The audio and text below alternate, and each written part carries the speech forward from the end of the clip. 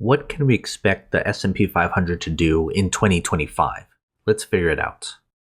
We're going to look at historical data, so be aware that not everything I say will be 100%. The new year is here, and we want to place our bets on what the markets will do. Let's look at the numbers and use statistics to decide where the S&P 500 will take us for the year. I've compiled data on the S&P 500 since 1928. That puts us through the Great Depression, World War II, the Cold War, the Korean War, the Vietnam War, assassinations, 9/11, the tech bust, the Great Recession, and the pandemic. This will give us a good idea of what will happen next. During that century, the S&P 500 has been up 67% of the time, while it's been down 30% of the time, meaning 2% of the time the markets have been completely flat at 0%.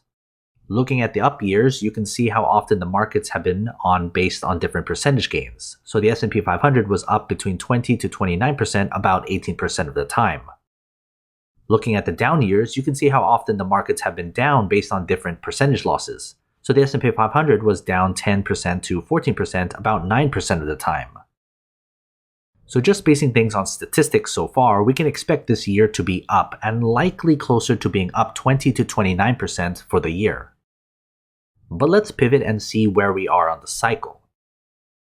We know the stock market is up more years than not, but how long does a good year last and how long does a bad year last? Historically, on average, up years usually last about 2.8 years, but can range from just 1 year all the way to 8 straight good years. And if we look at the median years, it's about 2 years.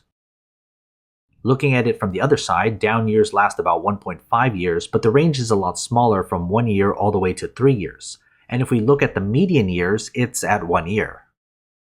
We're coming to that third year of an up year cycle, so just be aware of that. Up year cycles have occurred 23 times, but only 11 times has the market done 3 years or better in a row.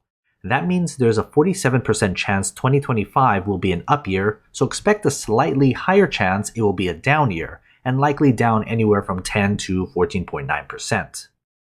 If you found this video helpful, consider subscribing, and as always, take care of your money.